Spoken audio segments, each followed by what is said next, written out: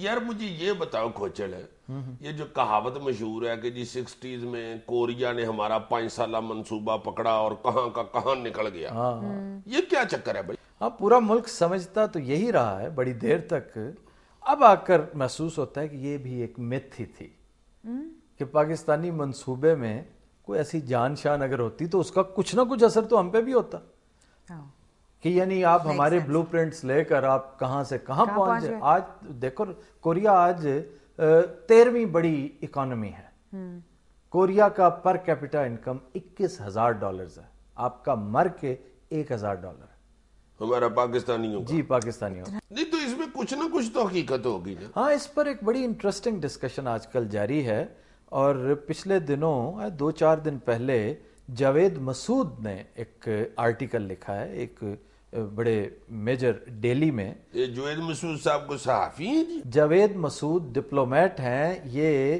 82 سے 87 تک south Korea میں سول میں ہمارے کونسل جنرل رہ چکے ہیں۔ اچھا، تو اس نے ٹچ کیا جی اس بات کو؟ جی، اس نے نہ صرف ٹچ کیا، اس نے تو بہت سی گتھیاں سلجھانے کی کوشش کی ہے، اور بڑی حد تک میں سمجھتا ہوں اس میں کامیاب ہوا ہے۔ اس کا یہ کہنا ہے کہ 81 میں جے او نامی ایک بندہ تھا، یہ کونسل جنرل اپوائنٹ کیا ساؤتھ کوریا نے اسلام آباد میں۔ صحیح۔ اس نے آ کر اس کا ایک مشن تھا، وہ یہ کہ پاکستان کو پرسویڈ کرنا تھا، پاکستانی گورنمنٹ کو، کہ وہ ڈپلومیٹک ریلیشنز جو ہے نا اس لیول کے ساؤتھ کوریا کے ساتھ رکھے جو ہمارے نارتھ کوریا کے ساتھ تھے۔ اب یہ ایک مشکل کام تھا کیونکہ بھٹو صاحب کا دور نیا نیا ختم ہوا تھا، اور بھٹو صاحب کی انکلینیشنز جو ہیں وہ ساؤتھ کی نسبت نارتھ کوریا کی طرف زیادہ تھی۔ اب جاوید مسعود نے ایک انٹرسٹنگ بات کی کہ یہ جو ڈپلومیٹ تھا کورین، اس نے بڑے غور سے پاکستانی سائیکی کو آبزرو کیا اور اس سے پھر بڑا فائدہ اٹھایا۔ اس کو سمجھ آ گئی کہ پاکستانیوں کو تھوڑی سی ہوا دے دو نا تو یہ بہت پھول جاتے ہیں، پھول کے بیچارے آسمان سے جا لگتے ہیں۔ چنانچہ اس نے سب سے پہلے تو چودھری ظہور الہی کو لاہور میں اپنا اعزازی کونسل مقرر کیا۔ اب چودھری ظہور الہی بہت قریب تھے ضیاء الحق کے۔ دوسرا یہ کہ چودھری ظہور الہی کی ایک بڑی پوزیشن تھی with in his party and with in the masses. یہ چودھری ظہور صاحب اپنا گجرات والے جی؟ ہاں جی، چودھری صاحب کے والد چودھری شجاعت صاحب کے۔ اچھا جی۔ اچھا، انہی دنوں لاہور چیمبر آف کامرس نے انوائٹ کیا یہ جے او کو، جو اس وقت کا کونسل جنرل تھا۔ وہ آیا اور اس نے اپنی تقریر میں اسی سائیکی کو مد نظر رکھتے ہوئے بڑی تعریف کی پاکستانی قوم کی، پاکستانی بیوروکریسی کی، پاکستانی گورنمنٹ کی، اور اس نے بتایا کہ 60s میں جب ہمارا ڈیلیگیشن یہاں پہ آیا تھا تو اس نے بڑا فیض حاصل کیا، اس نے بہت کچھ سیکھا آپ لوگوں سے۔ یقین کیجئے کہ آپ ہی کا بنایا ہوا جو 5 سالہ منصوبہ تھا ہم نے اپنے ہاں لاگو کیا، اور آج نتائج آپ کے سامنے ہیں کہ ہم ٹیک آف سٹیج، اس زمانے میں almost take of stage eighteen کر چکا تھا ساؤتھ کوریا۔ اچھا یار، چلو مٹی پاؤ اس بات پہ، مجھے یہ بتاؤ کہ کورین نے پھر کیا کیا تھا کہ اس طرح انہوں نے ترقی کی کہ اوہو؟ میں سمجھتا ہوں اتنا شاندار کیس سٹڈی ہے، انہوں نے تو ہم سے کچھ مستعار لیا ہو نہ ہو، ہمیں ان کو ضرور فالو کرنا چاہیے۔ انہوں نے سب سے پہلے آتے ہی ایک 4 نکاتی ایجنڈا تھا ان کا۔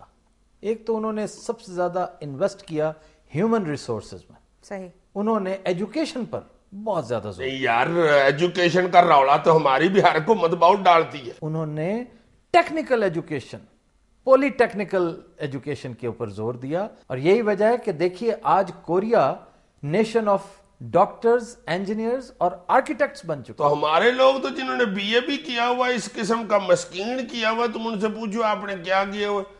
بی اے کیا ہوا۔ ہاں، اور کر کیا رہے ہیں؟ کر بھی یہی رہے ہیں۔ ہاں اچھا، اس کے ساتھ ساتھ انفراسٹرکچر پر بہت زور دیا۔ دیکھیں ان کے یہاں کوئی بھی نیچرل ریسورسز نہیں ہے، کوئی لمبی چوڑی دولت ان کے پاس کوئی نہیں ہے، لیکن انہوں نے سڑکوں کا جال بچھایا، اور کوئی ڈیم شیم ان کے پاس نہیں تھا۔ انہوں نے نیوکلیئر پاور سے ایسا پاور والا مسئلہ حل کیا کہ ان کے قدم قدم پر کارخانے ہیں جو اسی پاور سے چل رہے ہیں، اور امریکہ نے اس میں بڑا سپورٹ کیا۔ اس میں کوئی شک نہیں کہ ہمارے حالات وہ نہیں تھے جو کوریا، ساؤتھ کوریا کے تھے۔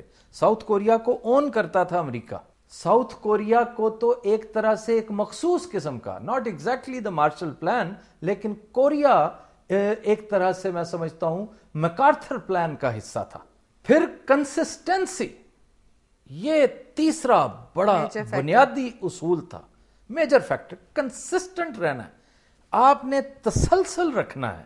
یہ نہیں کہ آج یہ تجربہ کیا, یہ ٹھیک نہیں ہو رہا, اسے چینج کر دو, وہ کر لیتے ہیں, وہ بھی نہیں ٹھیک ہو رہا, چلو بنگلہ دیش ماڈل لے آتے ہیں, چلو شوکت عزیز آ جائے گا, وہ ٹھیک کر دے گا. اسلام لے آئیں, اس سے معاملات ٹھیک ہو جائیں گے. انڈسٹریلائزیشن, زرعی اصلاحات نافذ کر دیں, زمینیں چھین لیں, حالات ٹھیک ہو جائیں گے. یہ ایڈ ہاکزم والا سلسلہ ان کے ہاں نہیں تھا, اور اگر آپ دیکھیے تو اپنے ہاں ہے ہی ایڈ ہاکزم. ہر دوسرے دن یار کچھ نہ کچھ بدلا ہوتا ہے پالیسیاں, اس لیے کہ اس قدر متلون مزاج قوم ہے ہم, ہماری قوم بھی, ہمارے لیڈرز بھی, اور ہماری اسٹیبلشمنٹ بھی بڑی جلدی اس کا دل بھر جاتا ہے. کہیں بھی تسلسل نہیں ہے, لیکن کوریا میں زبردست تسلسل ہے. اور چوتھی بنیادی اور کلیدی بات ان کی یہ تھی کہ clear vision of the future, کہ مستقبل اگر تابناک ہے تو آخر اس مستقبل کا نقشہ کیا ہے. 18 سال تک ڈکٹیٹرشپ رہی ہے وہاں پہ, 18 سال ڈکٹیٹرشپ آہستہ آہستہ بتدریج ایوالو ہوئی ہے انٹو ڈیموکریسی. لیکن وہاں پر کوئی کانسیپٹ نہیں ہے سٹاف کار کا, افسروں کے لیے, بیوروکریٹس کے لیے کوئی کانسیپٹ نہیں ہے پریزیڈنسز کا, ماں سوائے پریزیڈنٹ, پرائم منسٹر اور فارن منسٹر کے کسی کی سٹاف کار نہیں ہے وہاں پہ. تو ادھر اللہ کی رحمت سے ہمارا ایک افسر باہر نکلے تو 4-5 گاڑیاں اس کے آگے پیچھے ہوتی ہیں. ہاں یار یہ افسر کو بلی اٹھا کے لے جاتی ہے. آخری بات جو اس حوالے سے جو انہوں نے انتہائی اہم کی وہ احتساب تھا, کہ کرپشن میں انوالوڈ جو بگ فش تھی نا, بڑے بڑے مگرمچھ تھے جو, ان کا بہت برا اثر کیا انہوں نے, جس سے ایک مثال قائم ہوئی. تو ہم پھر کو اللہ نہ کرے کو عذاب نازل ہوگا تو ٹھیک ہوگی. نہیں, اس سے پہلے ہی کوشش تو کریں, امیدیں فردہ رکھیں, اللہ تعالیٰ مہربانی. کس طرح ہوں گے ٹھیک ہم؟ بہت سے فارمولے, بہت سے کام ہیں, جن میں سے 2-4 کا تذکرہ میں کرتا ہوں بریک کے بعد. خواتین و حضرات, ہم لیتے ہیں ایک بریک, ہمارے ساتھ رہیے گا.